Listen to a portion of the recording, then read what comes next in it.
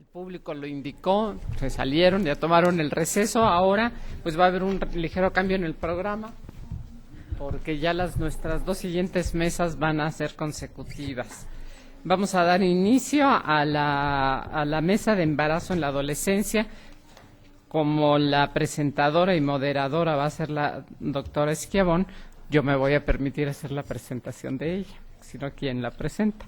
La doctora Rafaela Esquiavón Hermani es médica por la Universidad de Padua y ginecóloga por la Universidad de Trieste, Italia.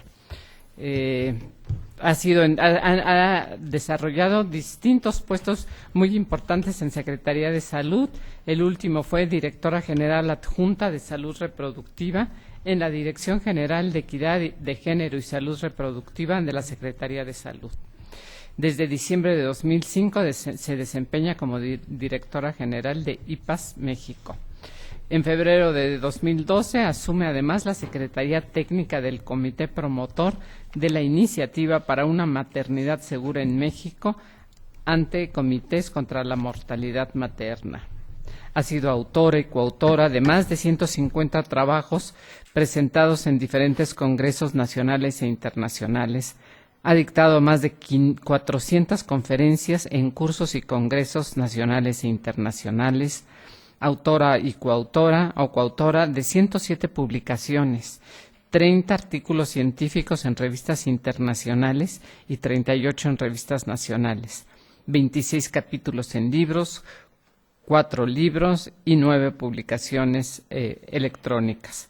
Ha recibido innumerables reconocimientos, entre los que cito la medalla Osimehuatl, otorgada por el Instituto de las Mujeres del DF, el título de Commendatore y la medalla de la Estrella de la Solidaridad Italiana, otorgada por el presidente de la República Italiana y por el ministro de Relaciones Exteriores.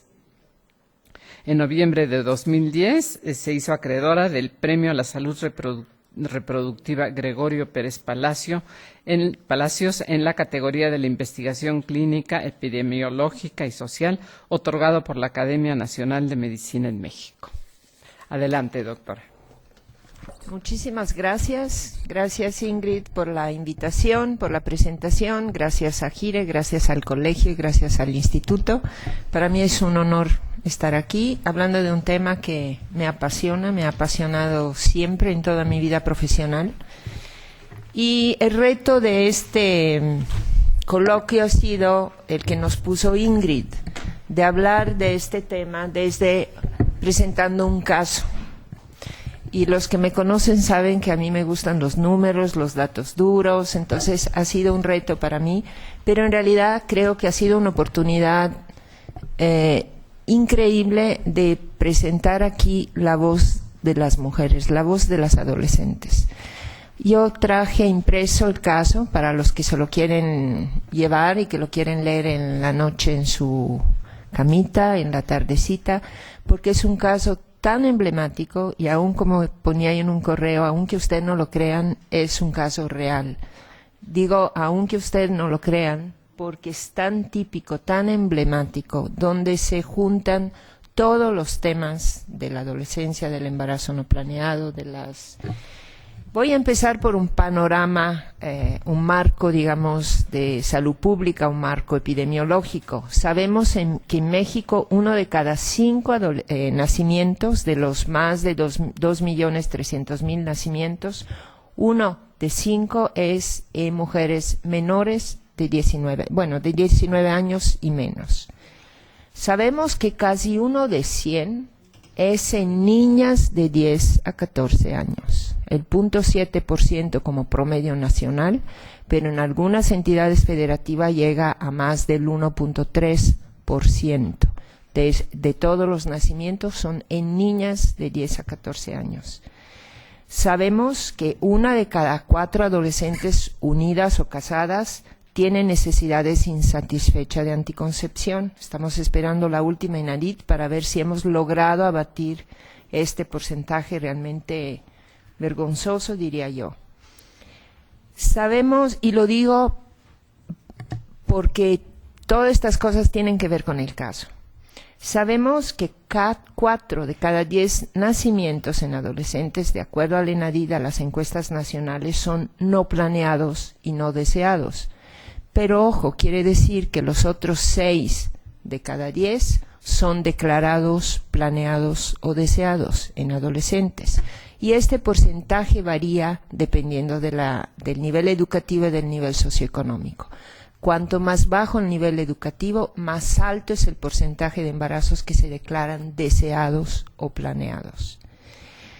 Sabemos que el embarazo temprano es causa y consecuencias del abandono escolar, es decir, que las adolescentes que se embarazan dejan la escuela, pero también las adolescentes que ya dejaron su proyecto educativo son las que mayor riesgo tienen de embarazarse. Y también, como dijo Pedro Salazar, sabemos que en realidad lo que está en juego aquí es el tema de la autonomía de la persona adolescente y cómo un embarazo temprano pone en juego esta autonomía. Aquí dejo de hablar yo y voy a dejar hablar a esta adolescente que llamamos Lupita. Y voy a hablar en primera persona. Es un testimonio de una entrevista real. Tengo 17 años, nací en el Estado de México y vivo en el municipio de Atizapán de Zaragoza.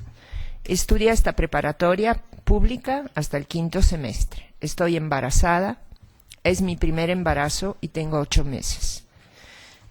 Viene de una familia nuclear, dice, mi familia somos mi mamá, mi papá, una hermana mayor que tiene 22 años y yo. Cuando se le pregunta sobre su nivel socioeconómico, dice, pues medio. Hasta ahora no me hace falta comida, ropa, lo básico. Creo que el ingreso de mi familia es de 2,000 pesos más o menos. Eso lo define como nivel socioeconómico medio. El de mi pareja igual. ¿Tienes seguridad médica? Piensa y dice, sí, después de un buen rato, sí, tengo seguro popular. ¿Qué es el seguro popular? ¿Qué significa el seguro popular en términos de seguridad médica, verdad? A mí, para los gastos, me daban mis papás, me daban a la semana. Nunca he sido independiente en ningún momento. Ahora me dedico al hogar. Nunca he trabajado. Sigo dependiente económicamente, pues todavía me dan dinero mis papás. Tus planes a futuros, pues volver a entrar a la escuela después de que me alivie. Ya ella se va a aliviar en mayo y su intención es regresar a terminar la prepa para inscribirse en julio, 2 meses después del nacimiento. Dejé de estudiar en el momento que descubrí que estaba embarazada. Cuando supo, mi papá ya no me dio el apoyo de la escuela. Bueno, pues como todos los papás, ¿no? Se enojó, me dijo que ahora sí, que era mi responsabilidad, que así no podía ir a la escuela. Entonces me quitó el apoyo económico para la escuela, entonces ya por eso no seguí estudiando. Me embaracé por decir ahora sí, aquí yo espero que haya también psicoanalistas y por decir ahora sí porque estuve tomada. Porque pensé que era una solución para salir de mi casa. ¿Cómo me di cuenta? Pues se dio cuenta relativamente temprano, se fue a hacer una prueba de embarazo en sangre, no una cualquier prueba en orina, fue a un laboratorio, se fue a hacer una prueba de embarazo en sangre con el novio. ¿Cómo reaccionó él? Bueno, él reaccionó bien, ahora sí que feliz, feliz. Yo, cuando me enteré del embarazo, sí quería abortar, la verdad. Se lo dije a él, que lo quería abortar. Entonces, pues ahora sí que él reaccionó mal, porque me dijo que cómo abortar. Pero yo, en ese momento, así lo pensé, por el genio que tiene mi papá, por eso. Y entonces para mí se me hizo fácil decir, pues no, lo voy a abortar. Después cambié de opinión, porque tuve una plática con mi mamá. Y me dijo que ella, antes, cuando ya era bebé, tuvo un aborto.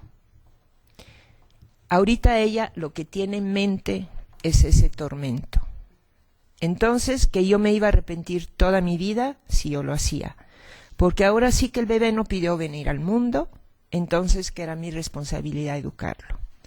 Y pues sí lo pensé, porque a veces veo a mi mamá llorar y ella me dice que se acuerda de eso.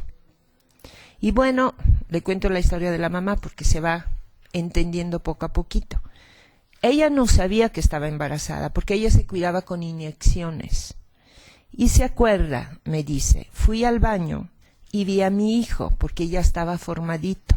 Dice, yo no me di cuenta, pues porque me estaba cuidando, dice. Entonces fue un tormento para mí verlo, y es algo de lo que me arrepiento. Y sí, abortó involuntariamente, fue un aborto espontáneo. Pero se arrepiente en el sentido de que ella no se dio cuenta. Y se arrepiente de haberse metido muchas inyecciones, o sea, de cuidarse demasiado. Yo cuando me di cuenta ya tenía 1 mes y medio de embarazo, habla con su mamá cuando ya tiene 2 meses, entonces fue cuando ella me brindó el apoyo y me dijo que no era un error, sino que al contrario. Entonces cuando ya decidí hablar, y sí tomé esa decisión de continuar. Y como también mi pareja me dio mucho apoyo, pues entonces yo también no estoy sola. Mi papá sí reaccionó muy feo, la verdad, pero después de que mi mamá habló con él y le dijo que pues que se acordara de cuando eran jóvenes, que le recordó el aborto que habían tenido, y entonces le dijo que cómo yo iba a abortar al bebé, entonces fue cuando mi papá aceptó. Y sí le costó mucho trabajo entenderlo, pero ahorita, gracias a Dios, me está dando apoyo. Lo que me dijo, no económicamente te voy a apoyar, pero sí con lo que necesites, no te va a faltar nada. Ahorita estoy viviendo en mi casa, porque tengo problemas del corazón. Entonces, como mi pareja se va a trabajar, pues yo no puedo estar sola. Y ahorita, mientras me alivio, decidí quedarme con mis papás. No había vivido antes con la pareja, todavía no, pero como desde los 13 años sufro del corazón, entonces me pongo muy mal. En sí no me han detectado nada, no tiene nada, pero le duele mucho, le falta el aire, se pone mal y se marea. Entonces no puedo estar sola, y más ahorita por el embarazo. Entonces por eso ahorita estoy con mis papás y me apoyan, y mi papá, gracias a Dios, entendió y platicó. Me dijo qué pensaba hacer yo con mi vida y todo eso. Entonces él ya me dio consejos, que la vida no es fácil, pero que le echara ganas. No me ha maltratado, sí me regañó, pero no me dijo palabras feas, fuertes. Me dijo, yo te apoyo para tu estudio. No, yo te di el apoyo para tu estudio y tú no lo quisiste aprovechar. Pero no le ha pegado. Cuando se le pregunta si alguien influyó en su decisión de tener al bebé, se puede decir que los consejos que me dio mi mamá, bueno, es que son buenos, es que fueron buenos. Y más tu mamá o tu novio, pues ella aclara, mi pareja, no es mi novio, mi pareja. Pero pudo más uno de los dos, no, yo siento que fue igual. ¿Y cuál fue la reacción del novio? Bueno, él me dijo que yo qué pensaba. Entonces fue cuando yo me puse a llorar.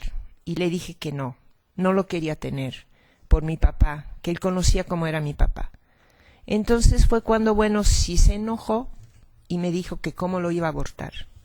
Fue cuando me dijo que él me iba a apoyar, que él no me iba a dejar sola, que le iba a echar ganas para que yo y el bebé estuviéramos muy bien, que se iba a poner a trabajar, que a pesar que las circunstancias eran, bueno, ahorita son económicamente bajas, y que él fuera menor de edad, que no le iba a impedir trabajar y echarle ganas. El novio ahorita tiene 18 años, lo acaba de cumplir, pero cuando se embarazó era menor de edad y dejó la escuela también. Entonces yo sí estaba decidida a abortarlo, pero bueno, como con lo que él me dijo y con los consejos que mi mamá me dio, fue como decidí tenerlo. Llevamos de novio 2 años, se conocieron en la prepa, desde el primer semestre fuimos novios. La relación de novios fue de mucha confianza, no hubo celos, no hubo maltrato. El tema de la violencia en el noviazgo parece que ha de alguna forma permeado en las escuelas. Ella dice nunca hubo violencia ni maltrato, así como hay casos. Siempre hubo comunicación y confianza de decirnos, si tienes algún problema puedes contar conmigo, etc. Ahora sí que fue una relación bonita, y es bonita aún, porque bueno, ahora más, sí es bonita y hay mucha comunicación entre los dos, cada quien vive en su casa. Nunca se le pregunta si habían hablado de casarse, de tener hijos, de vivir juntos. Bueno, él sí me hablaba, cuando ya llevábamos como un año, año y medio, sí me habló. Me dijo que a él, así como veía nuestra relación, sí le gustaba tener familia conmigo y casarnos y así. ¿Y tú? También hablé con él y sí. Pero no, nunca habíamos hablado de tener hijos. Bueno, sí decíamos que nos gustaban los niños y todo eso, pero así de tenerlo a esta edad no lo pensábamos. Se le pregunta qué habían usado de métodos anticonceptivos. Pues sí, la pastilla del día siguiente fue lo que utilizábamos. La usé nada más una vez, bueno, 2 con esta, solo que esta vez no me funcionó. ¿Y cómo la conoció? Pues aparentemente de pláticas en las escuelas, que en la tele los médicos te dicen que la pastilla del día siguiente, pensé que era un método mejor, también habían ido a la escuela, nos daban pláticas de la pastilla, entonces por eso nos daban folletos y nos platicaban. Pues sí que podía fallar, pero que era muy bajo el caso de que llegara a fallar, entonces nunca hablamos de algún otro método, de eso si no hablamos. Bueno, sí, conocía los otros métodos, los comunes, el condón, bueno, que por lo regular se utilizan siempre, me imagino que quiere decir los métodos regulares, de las inyecciones, pero eso sí que no me gusta que me inyecten, siempre he sido miedosa. Creo que me voy a brincar un poco la historia de su atención en el embarazo, pero léanla, la calidad de la atención. Sí le voy a leer una última frase porque a mí me dio una ternura increíble. Tiene 2 doctoras que la atienden, la mandaron a un hospital, no en centro de salud por el tema del corazón, que todavía no se sabe qué tiene.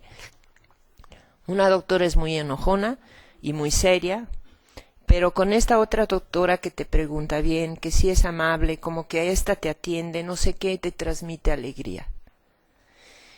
Dice que no le han dicho si va a ser cesárea o parto normal, le dicen que todo está bien, pero no le dicen más, ella quiere preguntar más, que si está bien, que si el bebé está completo, y bueno, que tiene sus piernitas, sus manitas, y que sí, va a ser niño. Pura niña en mi familia. Bueno, pues somos puras mujeres, sí, somos puras mujeres. Y bueno, mi papá no lo va a demostrar lo que siente, o sea, como que se pone así serio y nada más, dice está bien, cuídate, y no demuestra lo que él siente, es orgulloso. De nuevo se le pregunta cómo tomó la decisión de seguir con el embarazo, y dice, pues los consejos de mi familia, pero yo también. Pensé, si mi mamá no interrumpió su embarazo, ¿por qué yo lo voy a hacer? Así como mi mamá me platicó lo que a ella le pasó, entonces yo tampoco quiero no quiero pasar por ese mismo dolor que ahora mi mamá siente. Entonces digo ahora sí que es una vida que merece vivir, y obviamente pues no porque nadie me obligó, fue algo que yo hice por mi propia voluntad, entonces por eso decidí que lo iba a tener. ¿Cómo te has sentido? Yo le alegría, porque si es algo así como dicen, no hombre, no va a poder sentir, y en parte pues tristeza, mucho dolor. Ahora sí, qué bueno, en mi embarazo he tenido de ambas. ¿Por qué dolor? Dice, falleció mi abuelito, entonces fueron días que pasé muy dolorosos. Y problemas, bueno, ahora sí que entre mis papás. Entonces sí fue por eso, en esa parte del dolor y tristeza. Y habla de los papás que no sabe si van a seguir viviendo juntos en una pareja con problemas. Pensando en lo que hubiera podido ganar y que hubiera podido perder de no continuar con este embarazo, ahora sí, que bueno, así como soy muy sentimental, soy muy sensible. Siento que si pues me estuviera remordiendo la conciencia, siento que no podría vivir bien con lo que hubiera hecho. Bueno, ahorita seguiría continuando con mis estudios, estuviera terminando mi prepa. Pero pues ahorita aunque nazca el bebé, no va a ser un impedimento. Como ya lo voy a dejar algo grandecito he hablado de eso con mis papás y pues mi mamá me lo cuidará mientras yo estoy en la escuela. Bueno, es que como ahorita este julio va a ser el quinto semestre, entonces tengo que entrar este julio. Insisto, va a parir en mayo. Y sí, he hablado con mi pareja, él está de acuerdo. Voy a hablar un poquitito rápido del adolescente varón. Él dejó la prepa para ponerse a trabajar. Y sí, hemos platicado. Él piensa que yo pueda seguir estudiando, pero bueno, él no. Él me ha dicho que no, pues porque ahorita ya vienen los pañales y la leche, entonces no. Él no cree poder terminar. A veces sí se siente mal. Dice que a lo mejor si tuviera la prepa terminada podría conseguir un trabajo mejor. El novio, la pareja, es hijo de una madre viuda y tiene otro hijo en la familia de bajo nivel socioeconómico igual. Y lo de terminar la prepa sí lo ha platicado, nada más lo platica y lo tiene en mente, pero aún no sabe. Pero bueno, afectados nosotros yo siento que no. Que un hijo ahorita no es un estorbo, al contrario, pues es una alegría. Es algo, pues sí es una alegría grande, como le decía mi mamá. No cualquier mujer tiene la dicha de ser madre. Viendo así como unas no pueden tener hijos, entonces algo bonito, una experiencia que nunca olvidas. Es algo que sientes sí una alegría, sí es algo maravilloso, de verdad sí, y me siento beneficiada. Bueno, puedo experimentar lo que es ser madre, enseñarlo yo, educarlo como mi mamá me educó a mí, principios, valores, echarle ahora sí que todo por mí misma, salir adelante y echar ganas por él, así como mis papás lo hicieron por mí y por mi hermana. Y con la pareja pues sé que es la felicidad, sé lo que es estar bien con una pareja, sé lo que es tenerle confianza, respeto y ahora sí que darnos su lugar, tanto él como yo. Surge después otro elemento que seguramente motiva a la reflexión, a los comentarios. Habla de la hermana, de la actitud con la hermana mayor. Es la hermana mayor, dice, bueno, aparte de que igual tiene el mismo genio igual que mi papá, ella dice, siento que hay algo, y dice, siento que ahorita está celosa. Como este va a ser el primer nieto, el primer niño, entonces como que me ponen atención a mí. Aparte mi mamá, como le preocupo yo por el embarazo y por el corazón, entonces pues mi hermana se enoja por todo, pone malas caras. Y también ella se va a casar. Bueno, está comprometida, está en planes de casarse, se casa cuando nazca mi bebé ella, a finales de mayo. Entonces se enoja y se va con su novio.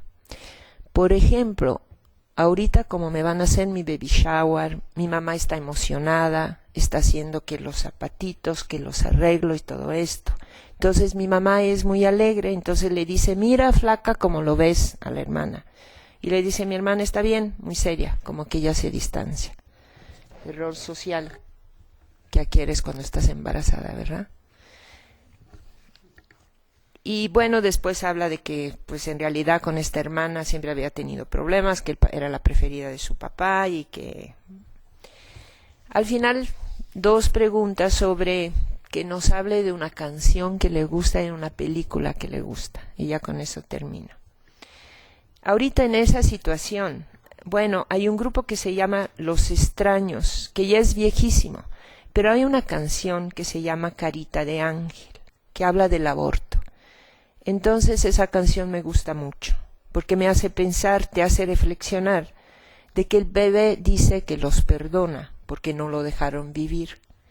Y dice que él desde el cielo los va a cuidar a sus papás, que a lo mejor no pensaron en lo que hacían, que él los perdona y que desde el cielo va a pedir por ellos. Le va a pedir a Dios que los cuide, que los ampare y que él sí, que él de corazón los perdona de lo que no supieron hacer. Me hizo reflexionar mucho en el momento en que yo pensé en abortar el bebé, y sí, me hace llorar esa canción porque digo, si yo hubiera cometido el error de abortarlo, ahorita pues sí me estuviera lamentando demasiado. Y una película que vi, ya tiene muchísimo que salió esa película, unos 4 o 5 años, muchísimo, que se llama Punto y Aparte. Se trata igual del aborto, pero era de una chava que era de alta sociedad y una que era pobre, la rica abortó a su bebé porque no quería tenerlo, que era una desgracia para ella, y en cambio la pobre no.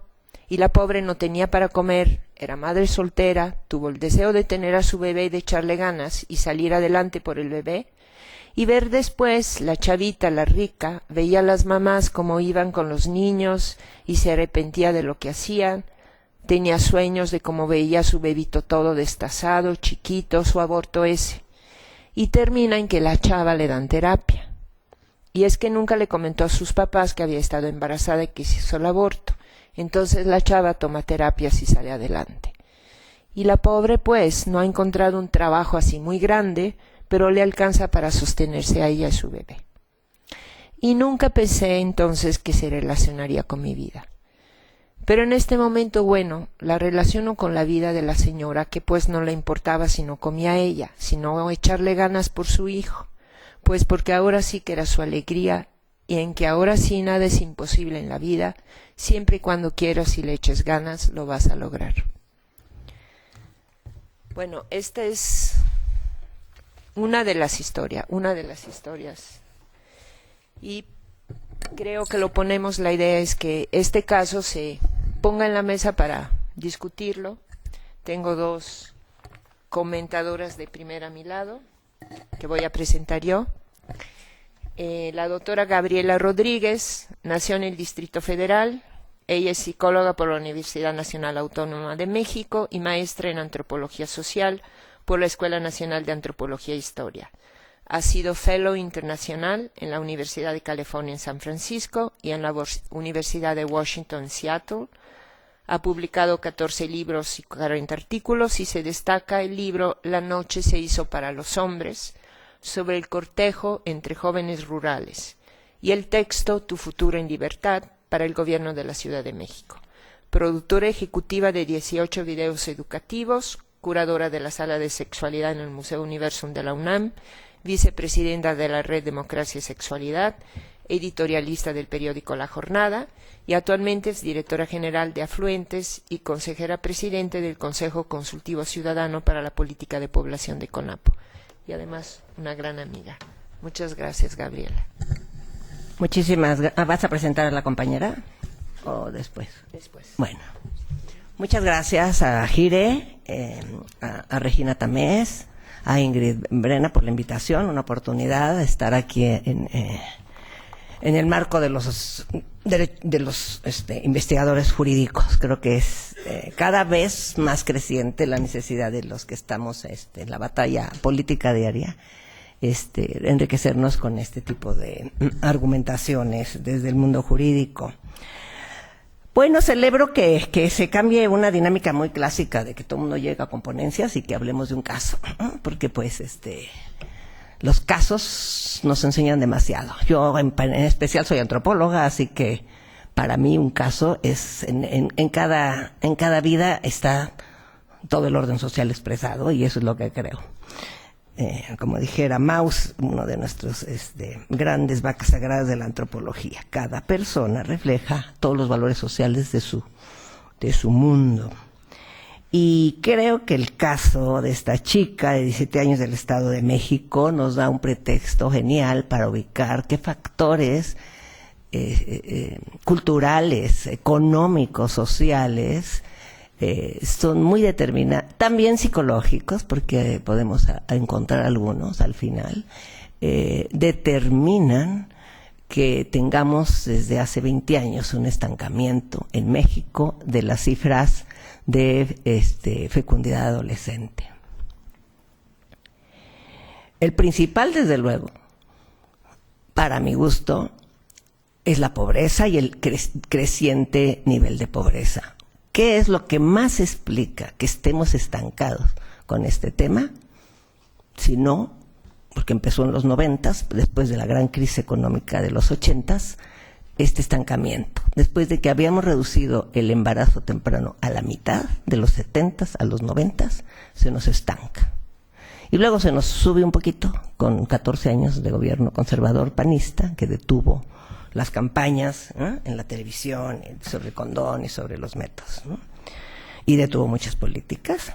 Y luego en una situación hoy muy ambigua de la política, que no toma posición clara frente a bueno, sí, con políticas claras. Una estrategia nacional de embarazo adolescente se anuncia a principios de este año por el propio Ejecutivo, y al mismo tiempo tenemos que dar seguimiento para que se pongan recursos, para que esto no sea solo una demagogia, para que en todas las políticas y las leyes se refleje este compromiso con el embarazo adolescente. Fíjense este caso, para mí el principio es sencillamente genial. Una chica de 17, de clase media según ella, ¿verdad? Y el ingreso es de 2,000 pesos. Bueno, pues clarísimo, ¿no? Nosotros tenemos muy evidencia total de quiénes son de quienes se embarazan, ¿no? Fíjense el dato tan fuerte. ¿Dónde están? Lo dio rápido Rafaela, ¿verdad? 4% son embarazos no deseados antes de los 19 años, 40%, y 60% son deseados. Entonces yo últimamente ya me meto a estos. Los que más me interesan son el 60% de los deseados. Claro, este es el clásico caso, es deseado, no es deseado, ¿no? El que tenemos aquí. Los embarazos deseados. El 67% de estos embarazos tempranos, 67 pertenecen al estrato muy bajo y bajo, ¿no? Vamos a decir que este está en el bajo. ¿Por qué? Porque el muy bajo generalmente estamos hablando de mujeres que no llegaron que no superaron la primaria. Entonces, el indicador más fuerte de esta racionalidad de esta chica está muy ligado a mujeres con escolaridad muy baja, ¿no? Claro, esta ya llegó a la prepa. Ustedes saben que en este país la mitad de los jóvenes no llegan a la prepa. Si en el momento de llegar a tercero de secundaria, la mitad se va a trabajar, la mitad sigue estudiando. Bueno, esta se metió a la prepa. Más que en las prepas tenemos un 30% de deserción por embarazo. Este es el clásico caso, el de ella y del novio, que también estaba haciendo la prepa, pero lo deja, ¿no? ¿Quiénes son los jóvenes desempleados hoy? Los ninis, ¿no? 7 millones. Los jóvenes desempleados son estos que está excluyendo el nivel medio superior, los tiene excluidos, y muchos de esos están en trabajo informal, ¿no? O no. Los verdaderos desempleados que no están haciendo nada, pues son los de las clases medias, porque tienen una familia que los sostiene. Los demás están vendiendo a ver qué hay, haciendo algo, ¿no? Es el caso de este que rellenaba, ¿qué? Garrafones de agua, ¿no? El marido, ¿no? Entonces, el dilema más fuerte es si vamos a considerar que ella desea o no desea. Ella dice, yo no quería tener un hijo, yo no quería este embarazo. Entonces, tan claro como que pensó en el aborto. Eso ya la ubica a una mujer informada, porque hay una cantidad enorme de mujeres que esa opción ni siquiera les viene a la mente. El tema del aborto. A ella sí le vino el tema del aborto a la mente, como una opción.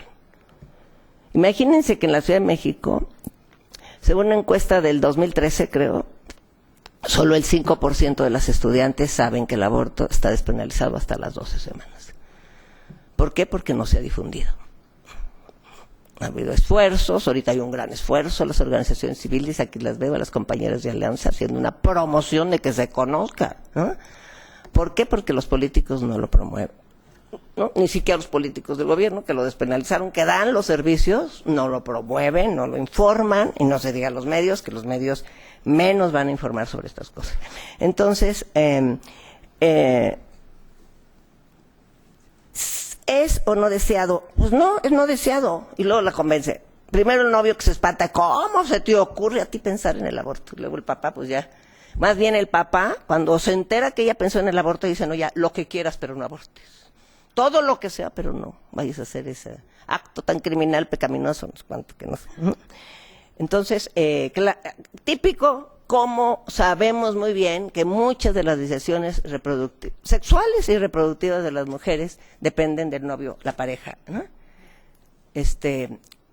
no está en ellas la decisión, sino que están dependiendo. Así como de quién vas a votar, pues el que me dijo mi marido, así también, vas a abortar, vas a tenerlo, vas a tener sexo, vas a usar un método, pues lo que diga mi novio o mi marido. Eso es muy fuerte y aquí nos queda obvio que la fuerza del novio, luego el papá y la culpa de la mamá, ¿no? Esa es interesantísima, cómo la mamá le dice que ha estado arrepentida toda su vida de que tuvo un aborto espontáneo.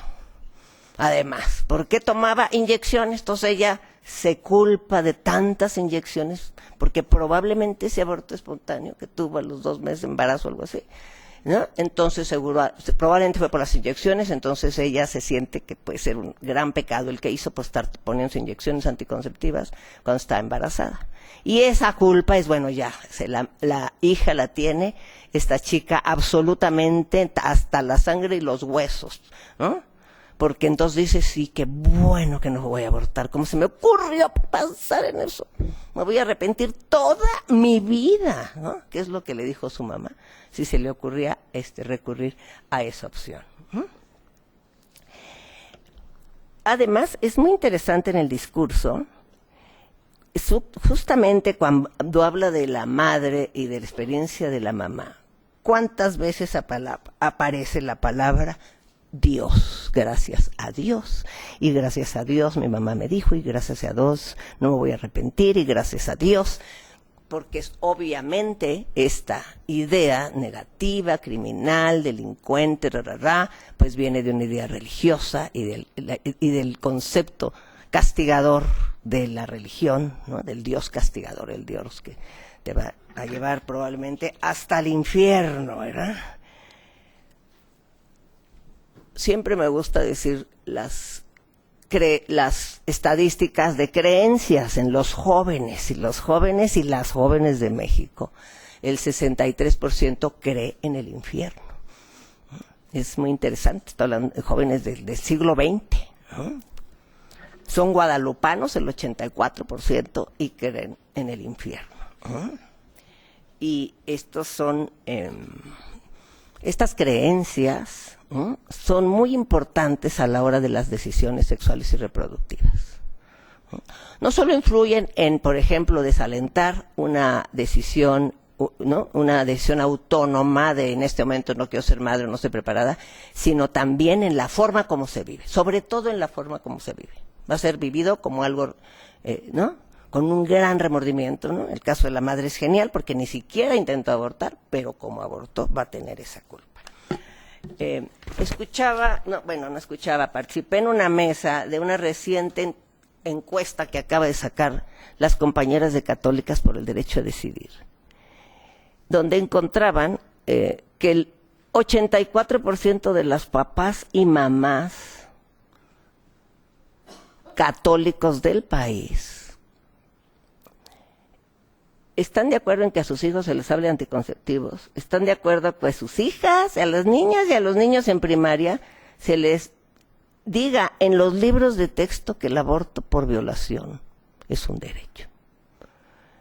Hay un supuesto, ¿no? general, ¿no? de que toda la sociedad esté en contra del aborto. Y aquí este caso lo muestra, ¿no? El remordimiento y la culpa. Pero también la evidencia nos muestra que son la minoría, ¿no? Que son la minoría y que esta minoría, ¿no?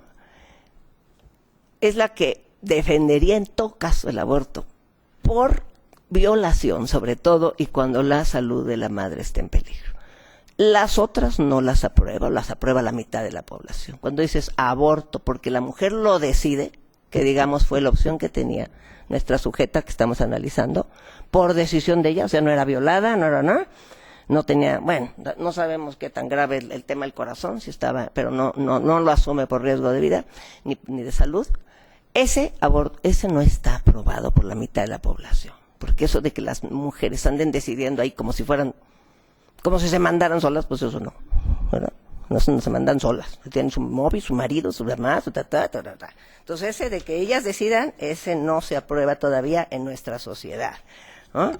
sino que tenemos este caso, y me gustó mucho que en la mesa anterior se puso en el centro, Pedro Salazar puso en el centro el tema de la autonomía, porque justamente es autónoma esta chica de 17 que para empezar dice, siempre he sido económicamente dependiente, pues tiene 17 años, nunca se ha ganado un peso, ¿no? La mantienen para que estudie, por lo que sea.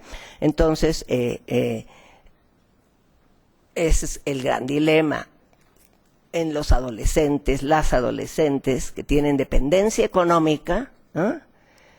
Y, sin embargo, son sujetas de derecho que tienen libertad para decidir.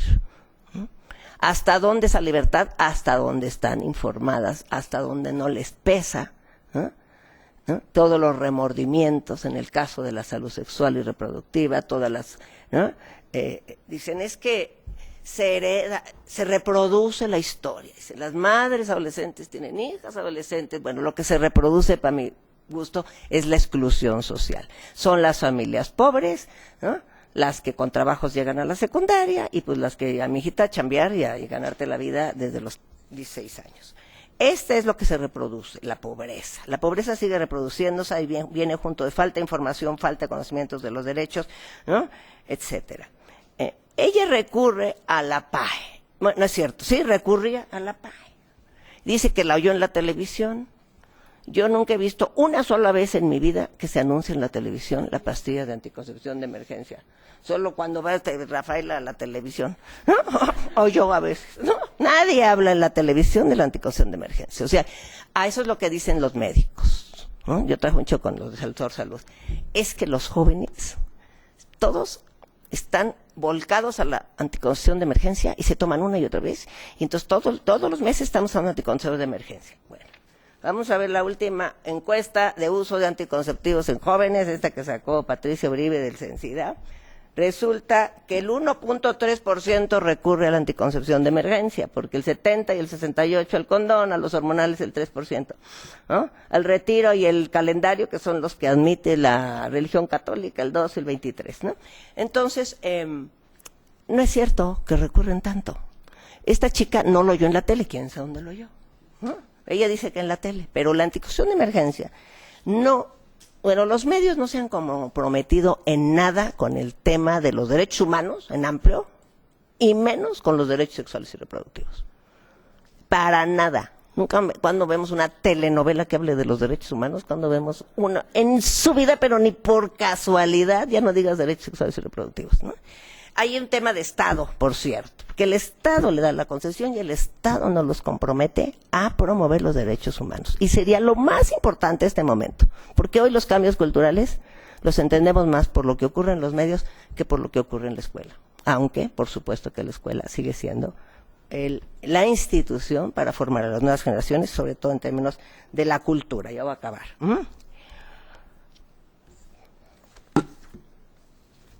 Bueno, también nos pone en vista los servicios amigables. Rafaela dirigió los servicios amigables para adolescentes un rato ahí en el Centro de Equidad de Género.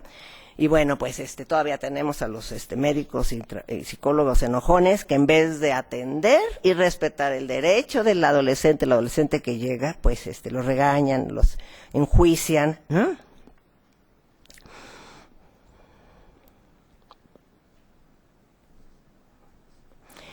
Y luego ahí habla de que es muy interesante el discurso de la alegría, ¿cómo empieza? No, es que estoy alegre, ¿no?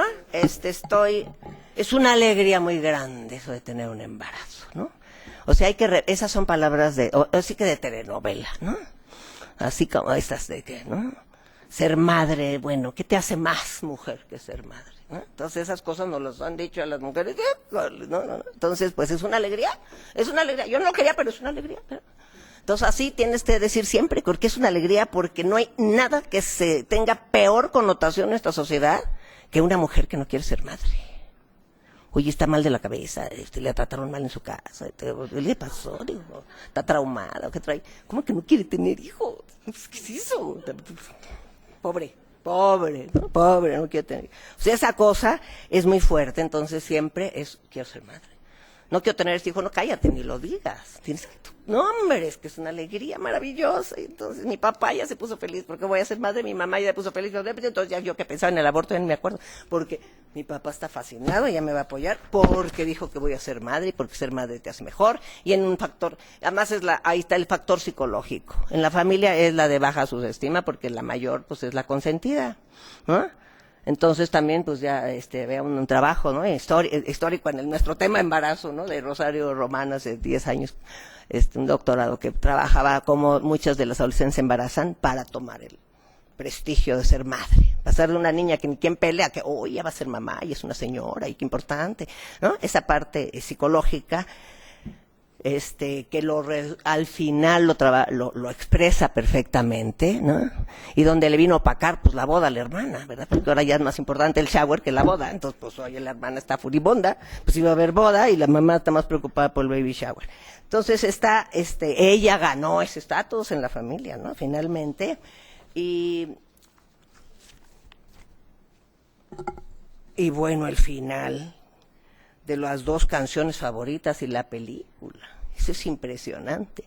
Hoy yo creo que todas las generaciones, y lo voy a decir por mi nieta y por mi hija, mi hija lo primero que se enteró del aborto, me acuerdo que tenía como 4, es que sí era un crimen, ¿no? Llegó del kinder y me dice, mamá, el aborto, no sabía ni qué era el aborto, ni qué era un crimen, ¿verdad? Oye, mamá, que el aborto es un crimen. Órale, sí, me dijeron que el aborto es un crimen. ¿Qué es el aborto y qué es el crimen, verdad? Es impresionante que esa información es la primera que le llega a la gente, ¿no? A esta chica, pues lo que sabía de La Carita de Ángel y de la otra película, ¿no? Es esas películas donde voy, la rica malvada, que abortó y la niña pobre, tan buena como yo, lo tuvo y no le importa luchar por la vida y va a ser una madre de esas que por sí mismas ha salido adelante. Bueno, ¿qué vale más que eso en esta sociedad, no?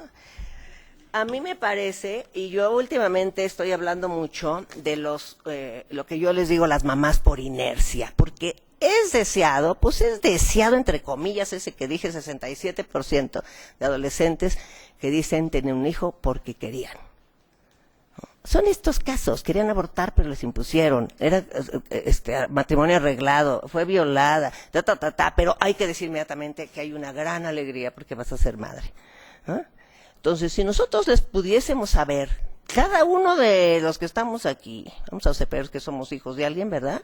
Si nuestra mamá de veras nos decía, les aseguro que el 80% somos por inercia, pues ya venía y pues ya ni modo. Ya tenía 2, ahí viene el tercero, ya nos casamos, ya como quiera, pues ya nos pensamos casar, pues ya nos casamos por el bebé. Entonces hay una cosa de una inercia, hay que hacer madres por inercia, y son un lujo de clase quien dice, quiero ser mamá, ¿en qué momento? Después de estudiar, después de acá, después abuela, y luego el doctorado, y pues ya a los 30, ¿verdad? Y ahí ya se me va a pasar el reloj. Esas son las que piensan y deciden ser madres. Todos los demás tenemos una inercia, así de que ya fuiste, ya tuviste 1, ya tuviste 2, pues ya la tercera, pues ya como quiera. Y entonces, el tema de la inercia es el gran tema para mí, que tiene que ver con ese valor tan intrínseco de nuestra cultura, ¿no? De que es la alegría de ser mamá. Muchas gracias.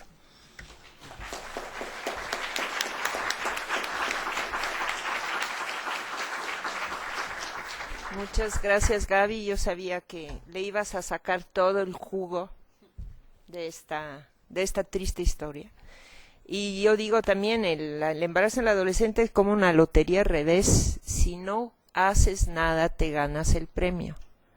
Para no embarazarse, tienes que comprar boletos todos los días. Bueno, paso la palabra a nuestra segunda comentarista, Eunice Rendón Cárdenas. Es un gusto para mí tenerla de comentarista. Ella es doctora y maestra en Sociología Políticas y Políticas Públicas por el Instituto de Estudios Políticos de París, con estudio de posgrado en Ética Médica y Psicosocial en el Centro Interdisciplinario de Estudio en Bioética de la OMS y de la OPS. Es investigadora del Sistema Nacional de Investigadores de CONACYT y es experta en prevención de violencia, salud pública, adicciones, políticas públicas, bioética, estrategias innovadoras para el desarrollo social y la prevención de violencia en jóvenes y seguridad ciudadana. Ha sido consultora de diversos organismos internacionales del Sistema de Naciones Unidas y Fellow de los Institutos Nacionales de Salud de Estados Unidos. Algunos ha desempeñado cargos en Administración Pública como Directora General de Relaciones Internacionales, Secretaria Técnica de Normas en Prevención y Promoción de la Salud y asesora del secretario, todos ellos en la Secretaría de Salud. By the way, uno de los marcos normativos que nos faltan es la norma 047 de adolescentes. Aprovecho el micrófono. Asimismo, ha coordinado e implementado programas relacionados con el tema de prevención de violencia y delincuencia con un enfoque de salud pública.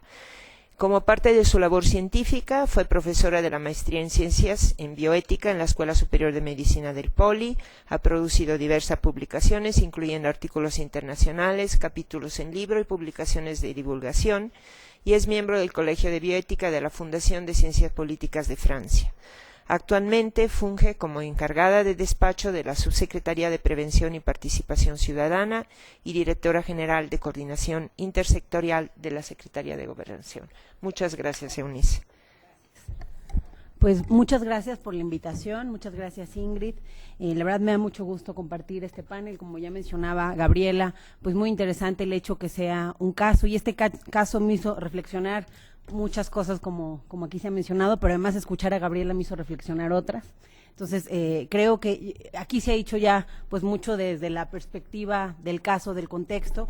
A mí me gustaría, y también por el bagaje que tengo y por la experiencia y lo que yo hago, también voy a meter otros temas dentro de la cuestión, relacionados también con violencia, con delito y con este caso también de embarazo, que además me hizo recordar muchos otros casos, ¿no? Entonces, primero también me gustaría, en esta parte de datos duros, yo también me gustan mucho los datos duros, creo que aquí en este panel todas traíamos algunos datos duros. Agregaría algunos datos también contextualizando a México dentro de esta problemática del caso que vemos de Lupita, en el mundo internacional, en donde vemos que también el 95% de los embarazos de 15 a 19 años ocurren en países en desarrollo. Creo que eso es un dato importante para contextualizar a México. También, según el Banco Mundial, América Latina y el Caribe presentan las mayores tasas de embarazo por cada 1,000 mujeres, el 72 en América Latina. Solamente las dos áreas que están peores es África subsahariana y el sur de Asia. Creo que también es importante mencionar que según UNFPA, América Latina es la única región donde los nacimientos de madres menores de 15 años, que ya nos daba el dato Rafaela, aumentaron entre 1997 y 2013. Entonces creo que estos datos nos dan una perspectiva no solamente en el contexto nacional, sino también en el mundo internacional, ¿no? De cómo está la problemática. También vemos que la proporción de población de 12 a 19 años que ha iniciado su vida sexual pasó del 15% en el 2006 al 23% en 2012. Todos los nacimientos que ya nos mencionaban que se habían registrado no deseados. El 22% de las adolescentes de 15 a 19 años son el grupo de edad que más utiliza la pastilla, que ya se mencionaba. El 62% de las mujeres entre los 15 y los 19 años no usó un método anticonceptivo en su primera relación sexual. Más del 90% de las mujeres en México de 12 a 19 años de edad que han tenido un hijo o una hija no asisten a la escuela, que ya se mencionaba también aquí, ¿no? Entonces creo que viendo estas características, pues es importante comentar el caso de Lupita desde esta perspectiva. Yo la llamaría, y que se ha mencionado aquí, pero yo la voy a ver desde la parte de factores de riesgo. Este caso a mí me hizo recordar mucho de lo que vemos en el programa de prevención. Nosotros tenemos muchas lupitas en los polígonos donde estamos trabajando, pero además, y yo no sé si esto también te hace volverte un poco insensible, porque y lo escuchaba de Rafaela, ¿no? Que le parecía sentimental muchas de las cosas que veía en el caso, que creo que es un caso sentimental. Yo cuando lo leí decía, conozco casos mucho peores, ¿no? Entonces creo que eso es algo que ahorita también, ¿no? Como que me di cuenta de esta parte. Entonces creo que en las partes donde nosotros trabajamos y en estos polígonos que están en todo el país, nosotros tenemos alrededor de 280 polígonos que son zonas delimitadas, son conjuntos de colonias que van entre 10,000 y 20,000 habitantes, en donde nosotros mapeamos 20 factores de vulnerabilidad social y algunos factores delictivos para escoger qué colonias vamos a trabajar en materia de prevención. Pues en estos lugares, en todo el país. Además hacemos un trabajo muy importante de campo. Entonces hemos encontrado casos como el de Lupita y casos mucho peores que el de Lupita, ¿no? Entonces creo que sí es bien importante entender el contexto de México, de la calle, de cómo estamos viviendo en las comunidades y cómo ya se mencionaba aquí, todos estos determinantes sociales, de alguna que vemos en el caso de Lupita y que algunas veces están más graves, pues afectan esta parte, ¿no? Del embarazo adolescente y de otros contextos relacionados con la violencia y la delincuencia, por ejemplo, ¿no? Entonces creo que algo que ya se mencionaba aquí, que creo que vale la pena subrayar, son factores de riesgo que tienen que ver, y veíamos en el caso de Lupita, ¿no? Pues y ellos no tenían un bajo nivel educativo como otras personas, ¿no? O sea, sí detuvieron el novio, los estudios en la prepa, como ya se decía, pues la prepa ya es tener un nivel un poquito más alto de lo que vemos en algunas situaciones, pero pues es un factor de riesgo, como ya se decía, pues el abandono escolar, también el contexto, incluso ella narra en una parte del caso, recuerdo, que cuando le preguntan de su salud y cómo ha dado seguimiento al embarazo, pues sí hay un centrito de salud en donde yo voy y me atienden y están estas dos doctoras.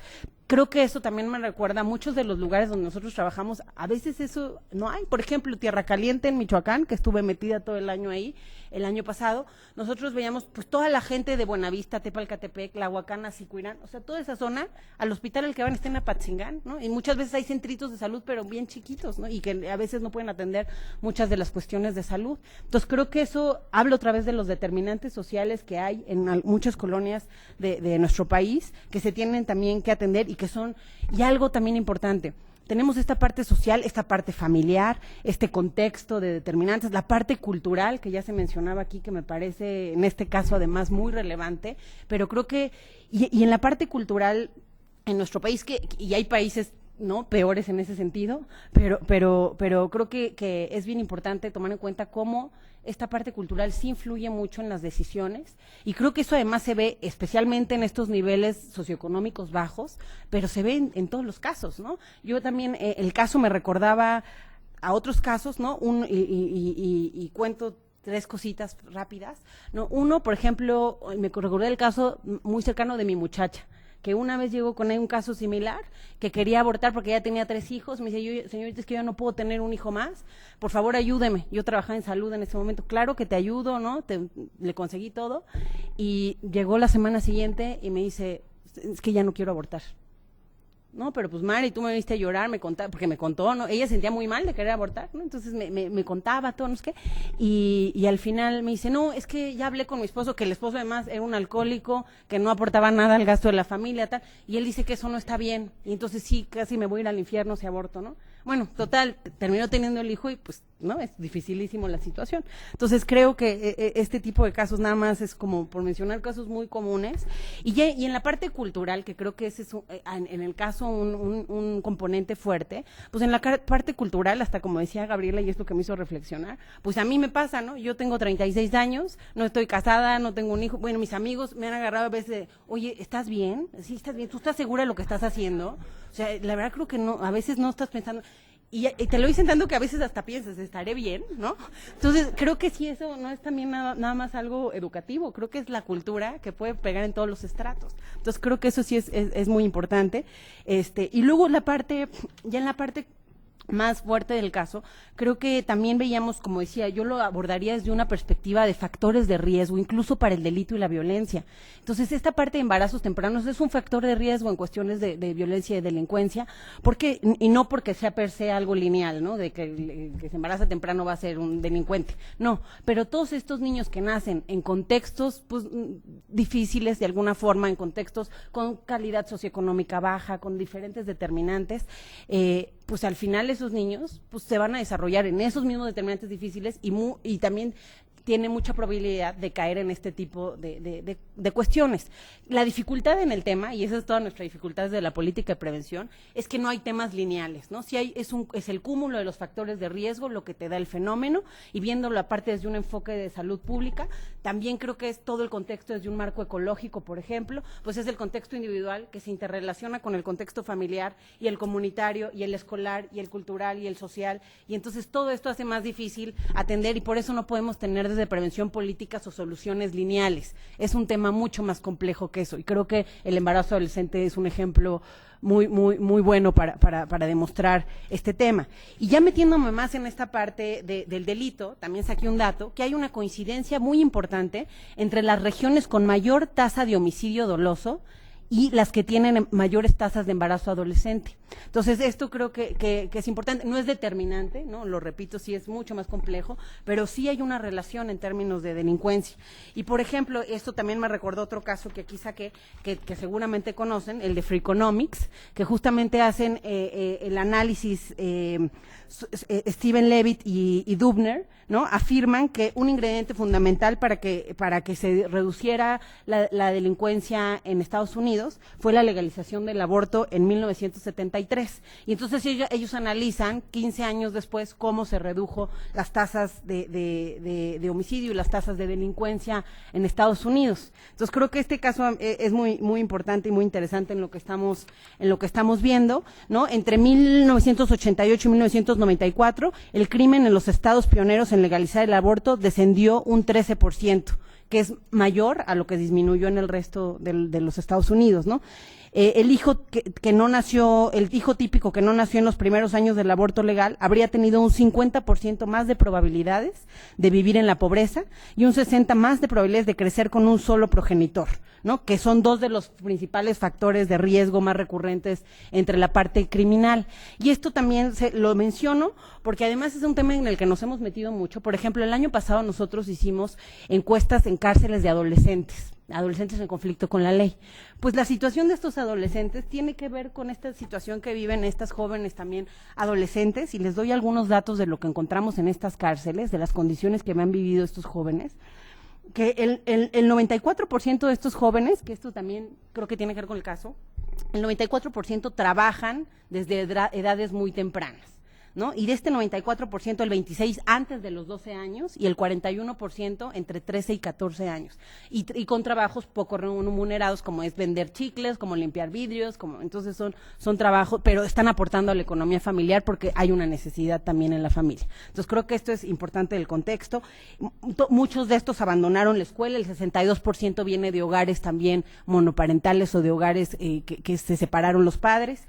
Entonces creo que esto pues nos da muchos de estos también fueron violentados, que esta es otra cosa que no entiendo muy bien el caso de Lupita. Sí es una parte que normaliza la violencia y que entonces dice, pues sí, a veces se pelean, pero no tanto, y en realidad sí hay una violencia familiar en esa casa, ¿no? Porque además luego con el tema de la hermana a lo mejor deja entrever ahí algunos puntos de esta violencia que pudiera haber, que es otro factor que está en todos los casos de los adolescentes que están en conflicto con la ley.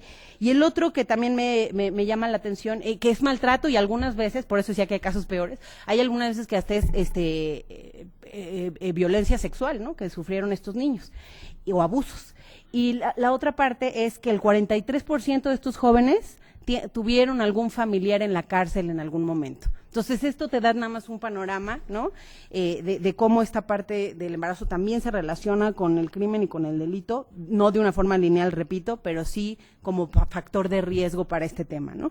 Entonces creo que aquí, y ya la última parte, yo nada más señalaría, porque también con lo que se decía aquí de creencias religiosas, de la parte que tiene que hacer el Estado, cuál es el papel del Estado ante este tema, y bueno, a nosotros nos toca además una parte de este tema de lo que ya se decía del embarazo temprano. Nosotros estamos trabajando en todo el país en diferentes tipos de prevención, porque la más deseable pues es la prevención, ¿no? Temprana, la prevención antes de que suceda el fenómeno, que no se embarace, ¿no? Las niñas, y eso se requieren campañas mejor hechas, campañas más innovadoras, campañas que realmente le lleguen a los niños, como es el caso del embarazo y como es el caso de las drogas y como son muchos otros casos relacionados con salud, que es importante que haya campañas que realmente aterricen a la población objetivo y que con las que se identifiquen, ¿no? Y que atienden de una forma mejor. Entonces eso es la prevención temprana, y en eso estamos también trabajando, y creo que es importante fortalecer esto. Pero asimismo también, una vez que una mujer ya se embaraza, que es el caso de Lupita, ella dice, cuando me alivie, ¿no? Cuando me alivie voy a regresar a la escuela. pues la verdad a mí me queda mucha duda de que va a regresar a la escuela. Por lo mismo, el esposo trabaja, bueno, el novio, porque no es esposo, la pareja, trabaja en la embotelladora de agua, seguramente tiene una remuneración muy baja, los papás tienen una remuneración también baja, entonces seguramente cuando nazca el niño, Lupita va a terminar trabajando también en un empleo de remuneración baja. Entonces creo que esto también nos lleva a pensar cómo hay que atender a esas mujeres una vez que ya se embarazaron, que a veces también está pasando mucho en el país, pues también hay acciones preventivas que hacer para que de alguna forma continúen sus estudios, a lo mejor brindar algunas becas, o sea, hay algunas soluciones, sin duda la mejor es que no se embaracen, pero sí hay que tomar acciones también de otro tipo de prevención, prevenir dar mejor conocimiento sobre cómo pueden estos temas de anticonceptivos, pero eso me recuerda otro caso biótico, nada más para complejizar el tema. Cuando yo trabajaba en la Organización Mundial de la Salud, nos mandaron un caso biótico a Colombia, porque justamente se están embarazando mucho en ese poblado, ¿no? Y resulta que hicimos una campaña maravillosa con las mujeres, ¿no? Se estaba haciendo, a mí me tocó analizar nada más la parte bioética, pero se había hecho una campaña donde integraron a las mujeres, las capacitaron, total, todas las mujeres al finalizar el periodo de esta intervención estaban convencidas de que se tenían que cuidar más y tal, y ya sabían todos los métodos anticonceptivos y los sabían usar. Pues nos pasó otro problema que es por lo que yo llegué ahí, que todos los esposos las empezaron a golpear porque querían usar condones, ¿no? Pues, ¿qué te pasa? No sé qué. Entonces, nos llamaron a nosotros, que estábamos en lo de bioética, para que fuéramos a ver si seguían con la intervención o no, si era ético o no seguir con eso, porque estaban sufriendo ya violencia las mujeres por ser tan capacitadas, ¿no? Entonces, creo que nada más es para complejizar un poquito el tema. Yo creo que yo lo dejaría así. Creo que también nada más subrayaré otro. Es muy importante ver el embarazo adolescente también desde la perspectiva, pues, del niño que van a ser, ¿no? Eso nosotros desde prevención es fundamental. Nosotros también, y les cuento un ejemplo, el año pasado estuvimos trabajando con viudas de la violencia, porque también es viuda la mamá de este niño, me lo recordó, con viudas de la violencia en Apatzingán y Tierra Caliente, en donde mucha gente pues decía, pues sí son viudas, hay que trabajar con esas pobrecitas. Sí, pero nuestra principal razón por trabajar con esas viudas son los hijos de esas viudas, porque necesitamos darles determinantes sociales y un contexto un contexto socioeconómico adecuado. Lo que hicimos es una fábrica deshidratadora de frutas con el dinero de prevención, porque eso es lo que va a prevenir realmente en esa situación. Entonces las capacitamos, hoy tienen su empresa deshidratadora de frutas, vamos a exportar las frutas, o sea, ha sido muy complejo, pero entonces todas estas viudas, juntamos a 200 viudas y las fuimos con la Secretaría de Economía formando en cooperativas, pero justamente la razón por traer a las viudas a la mesa son los hijos, para que esos hijos sí tengan un contexto más adecuado, más siendo Tierra Caliente y más, ¿no? Habiendo pasado todo lo que ha pasado en esa situación, tenemos que brindarle a estos niños y estos jóvenes, pues, mejores condiciones, porque además, pues, hoy en México ellos son las víctimas de la violencia. La primera causa de muerte 15 a 29 años en México hoy es el homicidio. Entonces sí es muy importante trabajar también por la madre, el embarazo adolescente, por la madre y por la parte de los hijos. Y sin duda el tema más importante también desde una perspectiva bioética, pues es la autonomía de la decisión de la madre, pero que en estos casos en nuestro país pues están siendo combinados por muchos otros factores que creo que no permiten llegar a esta autonomía. Y aquí lo dejaría. Muchas gracias. Gracias, Onis.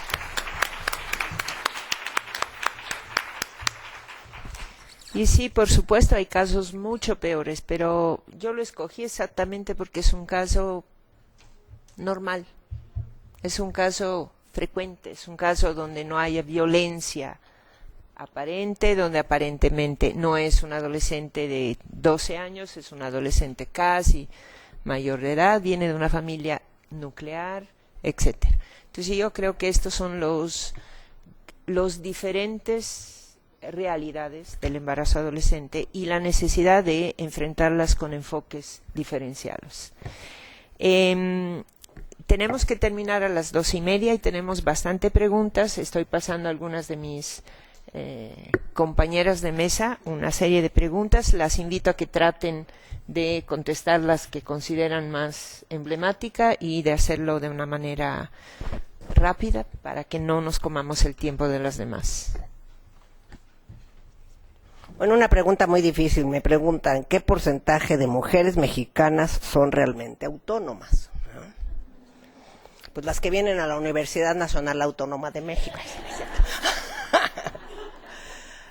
Pues sí va por ahí mi respuesta, porque yo sí creo que el 22% de las mujeres del país llegan a la universidad. Y yo sí creo que la que llega a la universidad va a tener un factor importantísimo para su autonomía. Ya llegó a la universidad, ya tiene una idea de estudiar más allá, ¿no? Ya tiene una profesión en cabeza, en la mente, un trabajo profesional. Entonces, pues esa seguramente es más autónoma que todas las demás, pero obviamente pues tenemos ahí a casi un 80% que pues siguen siendo excluidas de la información, ¿no? de los derechos, por lo tanto, ¿no? Por ejemplo, hoy es muy importante el dato de cuántos tienen acceso al Internet, porque para mí derecho a la información hoy significa derecho a la banda ancha. El que no está en la banda ancha y no tiene Internet está excluido de la información, ¿no? en este siglo XXI, ¿no?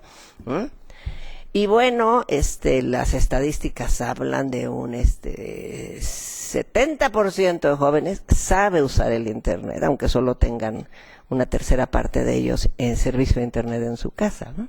Entonces también ahí hay un factor de, no tanto de autonomía como de derecho a la información, que por cierto ya se incluyó en la Constitución. Y eso lo descubrí apenas, creo que fue en el 2013, cuando yo el año pasado lo descubrí, en el cuarto constitucional, a ver, a las abogadas, o en el sexto, ¿en cuál está?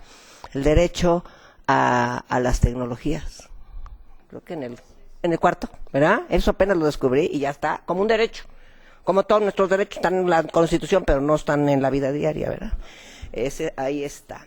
Ahora, también yo diría que en digamos, ese 22 que ejercen la autonomía, voy a referir otra vez porque está muy interesante, se los recomiendo, creo que está en el sitio ya de las católicas, la última encuesta de católicas por el derecho a decidir, que empezamos a ubicar que hay un 7%, o sea, ese porcentaje que le parece que es un pecado el aborto, que le parece que es un crimen, que está contra los derechos sexuales y reproductivos, que están en el verde y en el PAN y algunos en el, ¿no? Esos son el 7%, está muy claro, yo le digo el grupo de los 7, ¿no? Es una minoría con todos sus derechos completos, ¿no? O sea, obviamente nadie está en todos sus derechos, la rica de la película, ¿verdad?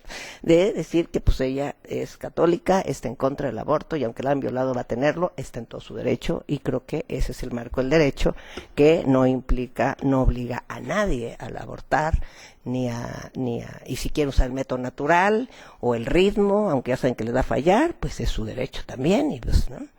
Entonces me parece que es importante saber que es una minoría y que tienen sus derechos, pero que a la hora que están en el Congreso suman mayorías, ¿no? Porque están quitando los derechos sociales y reproductivos. Bueno, suman mayorías porque se suman partidos y todos, ¿no? Yo pienso que eso que está pasando hoy, sobre todo es el tema de derechos sexuales y reproductivos, el que están queriendo borrar de muchas leyes, tiene que ver con esa alianza de las derechas, ¿no? Del pacto, ¿no?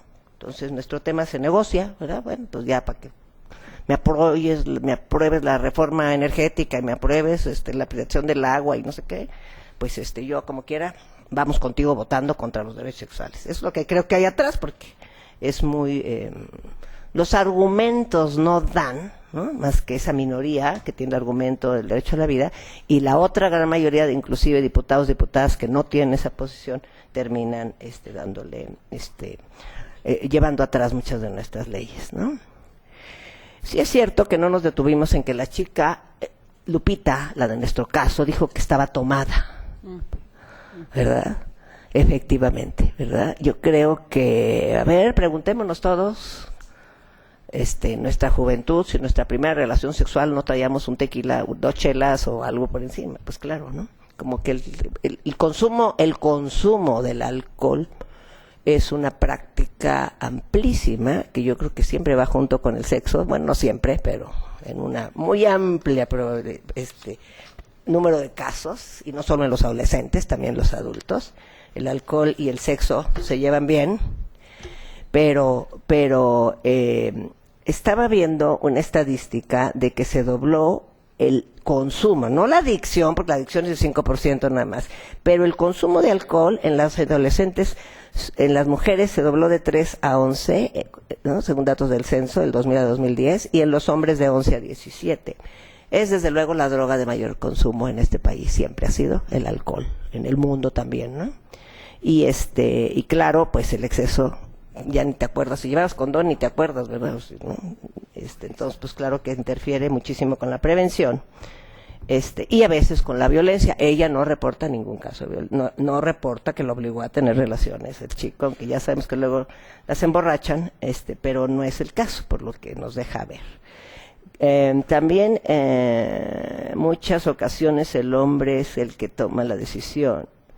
¿Qué acciones están realizando para reducir el embarazo no deseado? Bueno, pues ya dije que está la Estrategia Nacional para prevenir los embarazos de adolescentes, anunciada desde el Ejecutivo, y entonces pues están promoviendo. Estamos viendo a ver si de veras le ponen dinero, porque luego nada más le ponen nombre, pero no le ponen dinero, y eso es demagogia. Y las organizaciones civiles, yo por ejemplo me dedico a la educación sexual toda mi vida, a capacitar maestros, y ahora que estoy trabajando con los rurales, con las telesecundarias, pues nos encontramos que el tema de derechos sexuales, ustedes sabrán, está hace más de 15 años en el currículum de México, pero los maestros no saben, nadie los ha capacitado, no saben qué son los derechos, ni qué son los sexuales, como yo digo, no saben, no estudian la Constitución, no saben que ocurrió una reforma del 2011, no tienen idea de que existen convenciones y tratados que defienden, y tienen 15 años en el programa, pero no se les informa, ¿no? Entonces no es un tema que estén dando. Y pues ahí lo que podemos, yo creo que nos han dejado en la espalda a las organizaciones civiles hacerlo, es una tarea de Estado, y pues tenemos todavía que de veras comprometerlos a que desde la escuela y en los medios, insisto, porque es un tema del Estado. Mientras el Estado no obligue a los medios a tratar estos temas, pues seguiremos con ¿no? La meta de la estrategia es reducir a la mitad para 2030 el embarazo adolescente. Está fuera de las proyecciones demográficas, no lo vamos a alcanzar, ¿no? Pero así lo colocaron. Y yo les decía, bueno, pues si lo colocaron así, lo primero tienen que hacer es despenalizar el aborto y hacerlo un ejercicio real.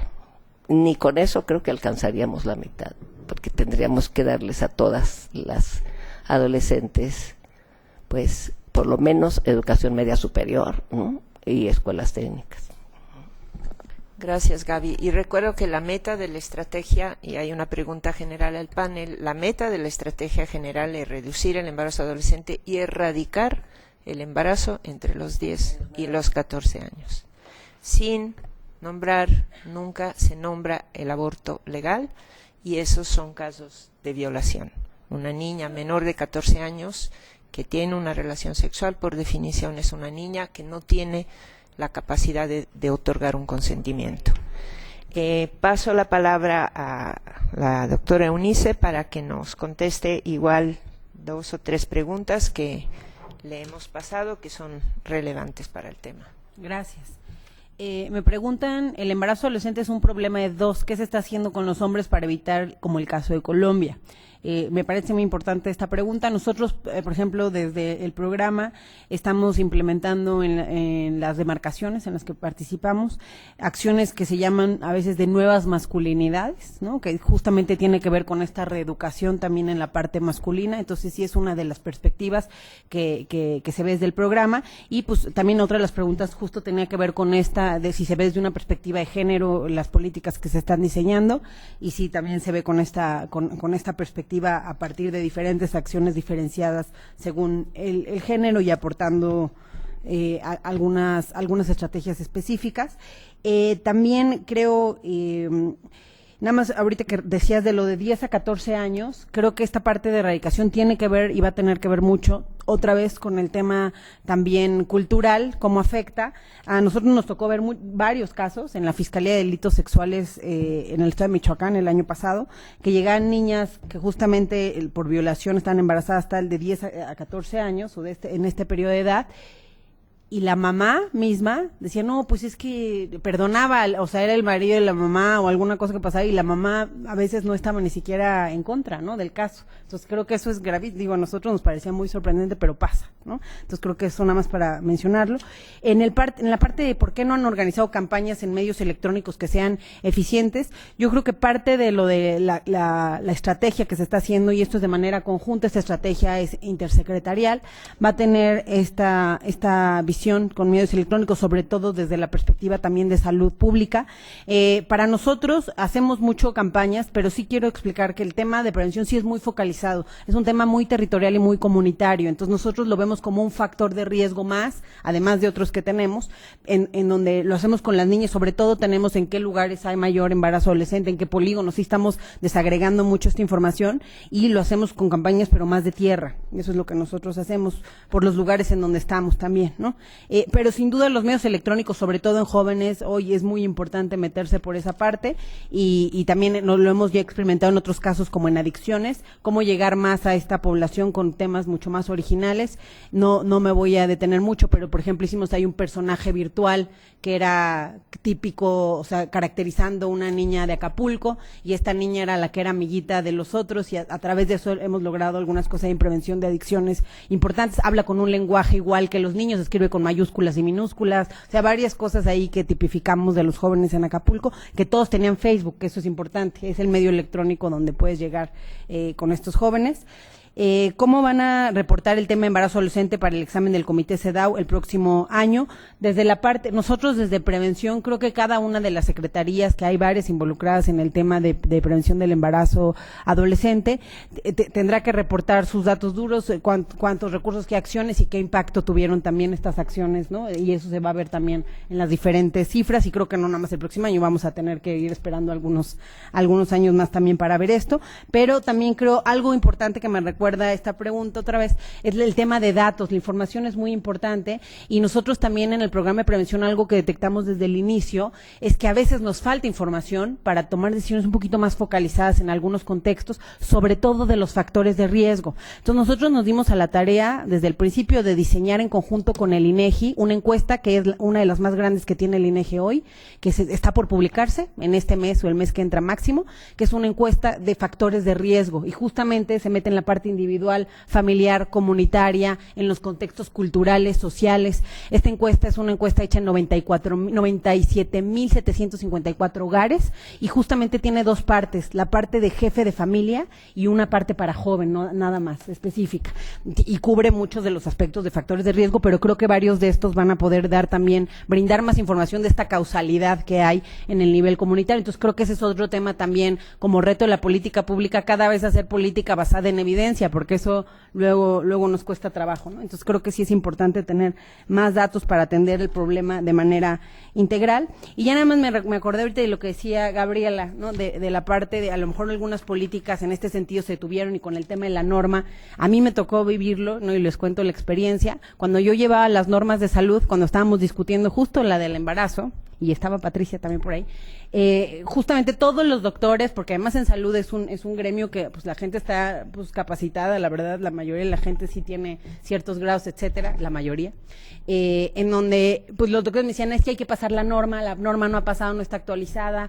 Cuando a mí me tocó ir a verlo con el jurídico, porque a mí yo me tocaba hacer como las gestiones de negociación, etcétera, el jurídico me acordé ahorita que me dijo, es que esa no la voy a pasar porque no sé qué, no entiende, no sé qué. Y digo, oye, pero es que mira, ya está todo hecho, no sé qué. Me dice, es que, a ver, Eunice, ellos cosifican las cosas. Yo no entiendo, ¿no? ¿Cómo que cosifican?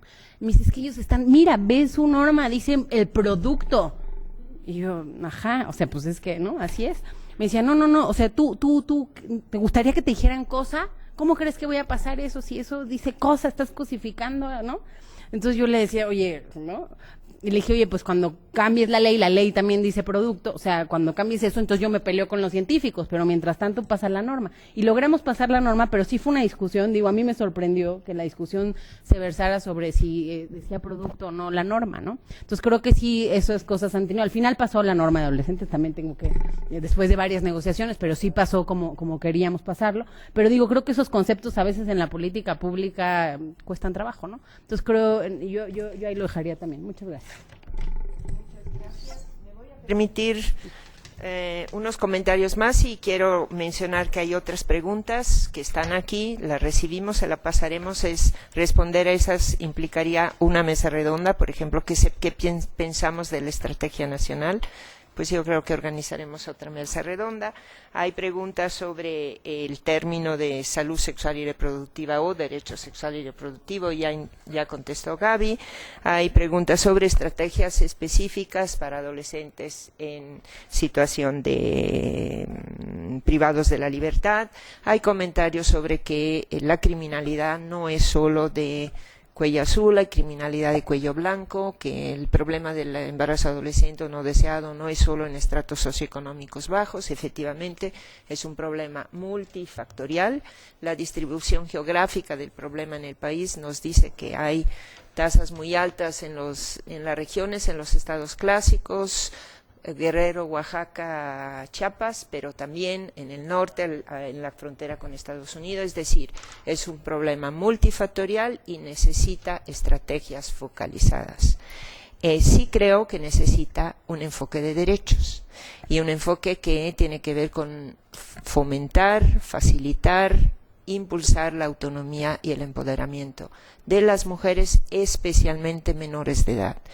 En el caso que tú comentabas de las mamás que decían no, yo siempre me pregunto, ¿y la niña qué quiere? Y es deber del Estado proteger siempre la voluntad de la menor. Y por eso el tema de la minoría de edad, el tema del consentimiento informado, tiene la finalidad de proteger la voluntad de la menor. Si los padres están protegiendo sus derechos, los padres son sus principales aliados, pero a veces el Estado tiene que asumir la protección de la menor. Y ¿están grabando? Hay una pregunta sobre, no lo puedo evitar. Hay una pregunta que dice, ¿cómo influye el factor de conocimiento de métodos anticonceptivos en el embarazo adolescentes? Y todos los que hemos estudiado eso sabemos que hay un nivel que se llama conocimientos, actitudes y prácticas. Y yo digo en las clases con los conocimientos, actitudes y prácticas. Si no llega aquí, el conocimiento no sirve de nada. Todas las encuestas dicen que el conocimiento de métodos anticonceptivos ya es altísimo en la población. Pero si eso no lo trasladamos a cómo me siento, las inyecciones no. Las inyecciones me hacen daño, yo soy muy miedosa, me pican. Todos los métodos anticonceptivos hacen daño, ¿verdad? Pero embarazarse no. El embarazo, el parto es el evento obstétrico más peligroso para la vida de la mujer y del adolescente en especial. Y si no lo trasladamos a las prácticas de riesgo, bajo el alcohol, bajo el enamoramiento. El enamoramiento es la droga más peligrosa para la mente de las adolescentes, de las adultas, de las viejas, de todas. Desencadena endorfinas a más no poder. Es como inyectarse una droga a todo poder, ¿verdad? Entonces sí, tenemos que tomar en cuenta que estas son las cosas que tenemos que trabajar. Y quiero terminar con 3 datos de la encuesta del ENDIRET del 2011, que es una encuesta, es un análisis secundaria de la encuesta de violencia que realizó el Instituto de las Mujeres, estamos a tiempo, y sin embargo, hay datos que no se han difundido tanto. Y es el análisis de los factores de riesgo en los hombres que ejercieron violencia contra las mujeres. Se analizan las características de esos hombres. Y les destaco 3 factores de riesgo que aumentan la probabilidad que ese hombre ejerza violencia de pareja. 1, el clásico, todos los conocemos, que es haber padecido violencia en la infancia. Eso es un factor de riesgo bien conocido. El segundo factor, vivir con los hijos de otra pareja. Vivir con una mujer que además tiene hijos de otra pareja. Factor de riesgo muy alto. Y el tercero, adivine, es haberse casado porque estaban embarazadas. Es un factor de riesgo para violencia. Y finalmente concluyendo agradeciendo este espacio, agradeciendo la posibilidad de platicar entre nosotros de manera muy abierta con este enfoque de derechos humanos que tiene que ser el paraguas general para enfrentar estos problemas. Muchas gracias.